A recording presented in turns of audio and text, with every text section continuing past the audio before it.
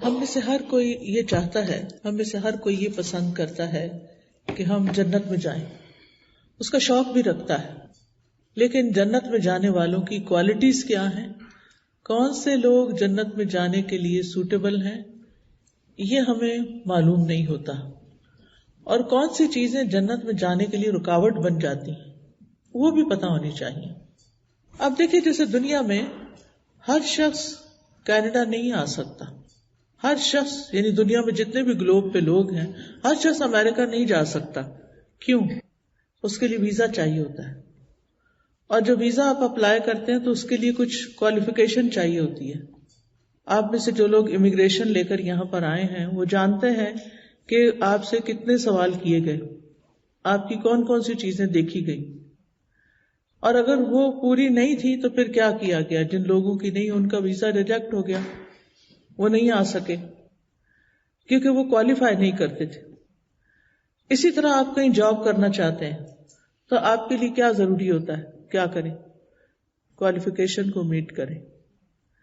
جنت میں جانے کے لیے بھی کچھ کوالیفیکیشن ضروری ہے، اگر وہ نہیں ہے تو جنت میں نہیں جا سکتے، کیونکہ جنت میں سلیکٹڈ لوگ جائیں گے. اللہ سبحانہ وتعالی اس دنیا میں بندوں کو مختلف قسم کے ٹیسٹ میں ڈال کر یہ دیکھ رہے ہیں کہ کون کوالیفائی کرتا ہے جنت میں جانے کے لیے اور کون نہیں کرتا. اب وہ کون سی چیزیں ہیں کہ جو ہمارے اندر ہونی چاہیے تاکہ پھر ہمیں جنت کے لیے اجازت ملے. کیونکہ اللہ تعالیٰ فرماتے ہیں جنت کو کہ انتی رحمتی، اے جنت تو میری رحمت ہے، ادخل بک من اشاء، تم میں سے جس کو میں چاہوں گا جنت میں داخل کروں گا. یعنی جنت کے اندر کوئی اپنی مرضی سے نہیں جا سکتا جب تک اللہ کا اذن نہ ہو، اور اللہ تعالیٰ جس کو پسند کریں گے اس کو جنت میں بھیجیں گے. لہذا بہت ضروری ہے کہ ہم وہ کام کریں اس زندگی کے اندر جن کی وجہ سے ہم اللہ کے پسندیدہ بندے بن جائیں، اور ان میں سے اہم ترین چیز کیا ہے؟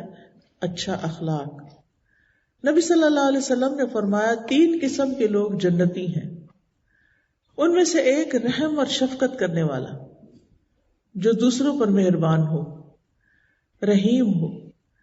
دوسرا ہر قرابت دار اور ہر مسلمان کے لیے نرم دل ہو، یعنی رحم اور شفقت کرنے والا اور ہر ایک کے لیے نرم دل ہونا، لوگوں کے لیے سختی نہ کرنا.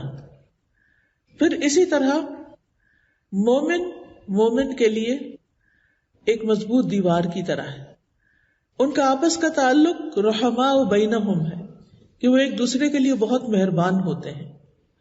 وہ ایک جسم کی طرح ہوتے ہیں کہ جب جسم کا ایک حصہ تکلیف میں ہوتا تو باقی بھی جسم اس کا ساتھ دیتا ہے. یعنی مسلمانوں کی آپس کی بانڈنگ ایسے ہی ہے جیسے ہمارے پورے جسم کی بانڈنگ آپس میں، ان میں سے کوئی چیز الگ تو نہیں ہے نا، سارا جسم ایک دوسرے کے ساتھ کنیکٹڈ ہے، جڑا ہوا ہے. تو اس سے پتہ چلتا ہے کہ مومن جو ہوتے ہیں وہ بھی ایک باڈی کی طرح ہوتے ہیں، آپس میں جڑے ہوئے ہوتے ہیں. اگر کسی ایک کو تکلیف پہنچتی ہے تو دوسرے بھی تکلیف محسوس کرتے ہیں. تو اس لیے بہت ضروری ہے کہ ہم اچھے اخلاق کو اپنی زندگی میں لائیں. ابو ہریرہ سے روایت ہے کہ رسول اللہ صلی اللہ علیہ وسلم نے فرمایا تم لوگ ایک دوسرے سے حسد نہ کرو، جیلس نہ ہو. جیلس ہونے کا کیا مطلب ہے؟ کہ جب کسی کو کوئی نعمت ملے، کوئی چیز ملے تو انسان کیا کہے؟ انسان خوش ہونے کی بجائے تکلیف محسوس کرے. اب یہ نیکسٹ ٹائم آپ نے اپنے اوپر چیک رکھنا ہے کہ آپ کی کسی بہن کو کچھ مل گیا، بھائی کو کچھ مل گیا، کوئی نعمت اللہ نے دنیا کی دی، آپ خوش ہوئے یا نہیں ہوئے. اگر آپ اس پر خوش ہیں کہ الحمدللہ دوسرے کو اچھی چیز مل گئی ہے، مجھے بہت اچھا لگ رہا ہے، اور یہ صرف زبانی کلامی نہیں، آپ نے اپنے دل کا جائزہ لینا ہے کہ آپ کیا محسوس کر رہے ہیں. کسی کی نعمت پر آپ کیا محسوس کرتے ہیں؟ کسی نے اچھی گاڑی لے لی، کسی نے اچھا گھر بنا لیا، آپ کو کیسا لگا؟ جبکہ آپ کے پاس ویسی گاڑی نہیں یا آپ کے پاس ویسا گھر نہیں تو آپ کے دل میں افسوس اور غم آیا یا خوشی آئی؟ اگر آپ کے دل میں تکلیف ہو رہی ہے کہ اس کو کیوں مل گیا ہے، اور پھر مزید تمنا یہ کہ چلا جائے اس سے، کسی طرح کسی مصیبت میں پھنس جائیے، تو یاد رکھیے یہ جنت میں جانے والوں کی خوبی نہیں ہوتی. تو آپ نے فرمایا کہ ایک دوسرے سے حسد نہ کرو، نہ ہی ایک دوسرے کے خلاف ریٹ بڑھاؤ. جیسے وہ آکشن ہوتی ہے نا کہ ایک کہتا ہے میں اتنے کا لوں گا، دوسرا کہتا ہے میں اتنے کا لوں گا، اور وہ اس کا سودا توڑا دیتا ہے. فرمایا نہ ہی ایک دوسرے سے بغض رکھو، نفرتیں دل میں پال کے نہ رکھو، نہ ہی ایک دوسرے سے منہ موڑو. اور تم میں سے کوئی کسی کی بیع پر بیع نہ کرے. نہیں، کسی نے کوئی سودا کر لیا ہے، مثلا کوئی کسی شاپ میں کھڑا ہے اور اس نے کوئی چیز خریدی ہے، تو ادھر سے آپ پہنچ گئے، آپ کہتے ہیں کتنے کی لیا؟ اتنے کی. اچھا چلو میں اتنے دیتا ہوں، مجھے دے دو. یہ نہیں ہونا چاہیے. اسی طرح اگر کسی نے کہیں رشتے کی بات ڈالی اور آپ کو پتا ہے کہ رشتے کی بات چل رہی ہے، تو بیچ میں انٹرفیئر کر کے اپنا رشتہ نہ ڈال دیں، پہلے وہاں ہاں یا نہ ہونے دیں. فرمایا اور اے اللہ کے بندو، بھائی بھائی بن جاؤ.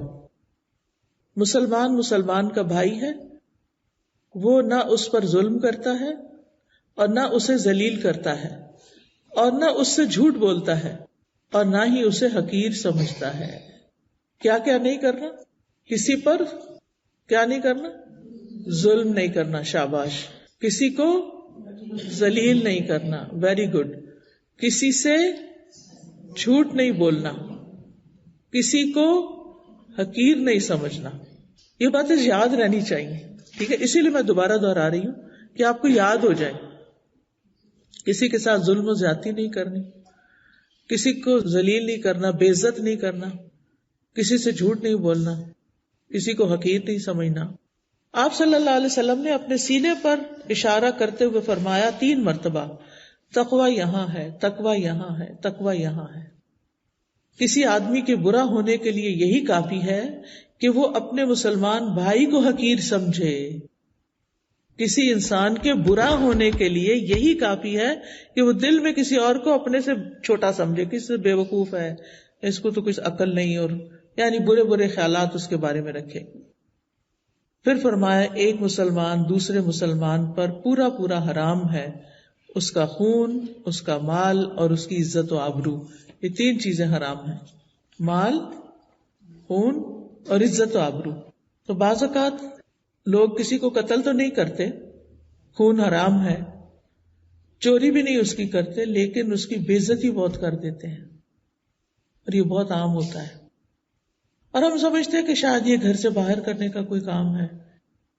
گھر کے اندر اپنے بچوں کی بے عزتی کرتے رہنا، شوہر کی بے عزتی کر دینا، کوئی مہمان آیا اس کی بے عزتی کر دینا، چھوٹی چھوٹی باتوں پر بہت سی باتیں سنانا، یہ کسی مسلمان کے شایان شان نہیں، کسی دین پڑھنے پڑھانے والے کے شایان شان نہیں.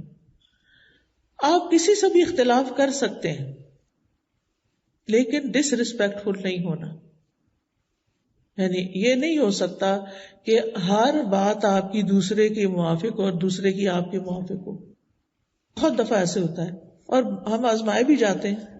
آپ ایک جگہ جانا چاہتے ہیں، گھر والے کہیں اور جانا چاہتے ہیں. آپ کچھ کھانا چاہتے ہیں، بچے کچھ اور کھانا چاہتے ہیں. آپ کوئی چیز گھر میں کہیں کوئی ڈیکوریشن پیس ہی رکھنا ہو، آپ کہیں رکھنا چاہتے ہیں، ہسبینڈ کہیں اور رکھنا چاہتے ہیں. آپ کھڑکی کھولنا چاہتے ہیں، وہ بند کرنا چاہتے ہیں. آپ اے سی چلانا چاہتے ہیں، وہ بند کرنا چاہتے ہیں.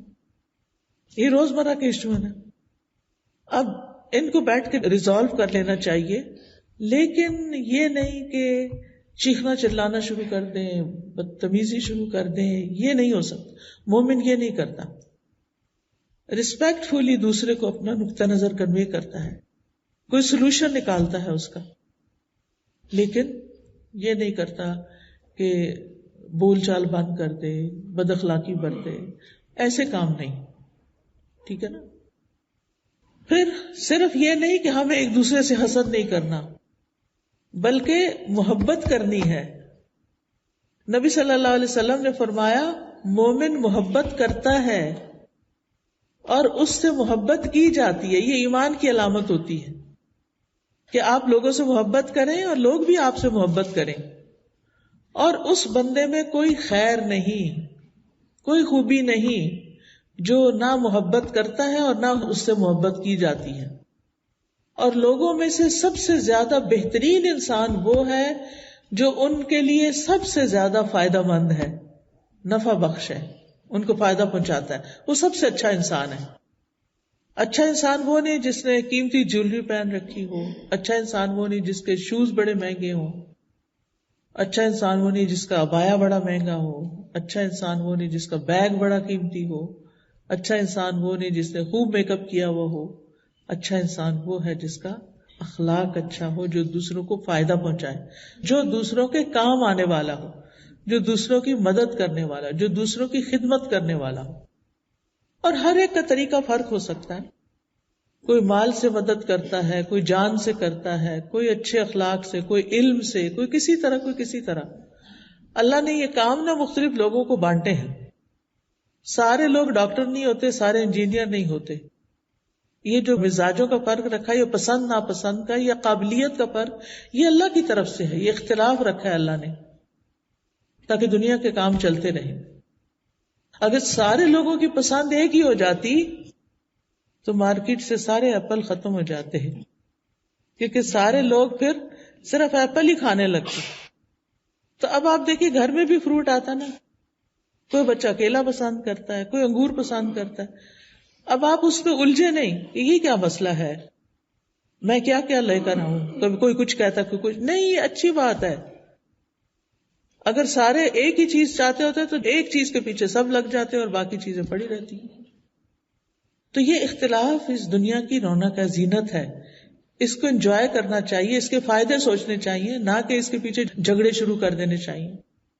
یہ ختم کیسے ہو سکتا ہے؟ جب ہم دوسرے کے بارے میں اچھا گمان رکھیں گے، دوسرے کے بارے میں ہماری تھنکنگ پازیٹو ہوگی. کیونکہ جب ہم دوسرے کی وجہ تلاش کریں گے، اس کی حکمت تلاش کریں گے، تو پھر کیا ہوگا؟ پھر معاملہ کسی اور طرح اس سے کریں گے. صحابہ جو تھے، بعض اوقات اگر کوئی ایک کسی کے بارے میں کوئی شکایت کرتا، دوسرا کہتا نہیں ہم نے اس میں بہت بھلائی دیکھی ہے، فوراً دفاع کرتے تھے. تو یہ بھی ہمارے فرائض میں سے ہے. تو یہ اچھے اخلاق کی کچھ علامتیں میں نے آپ کے سامنے رکھی.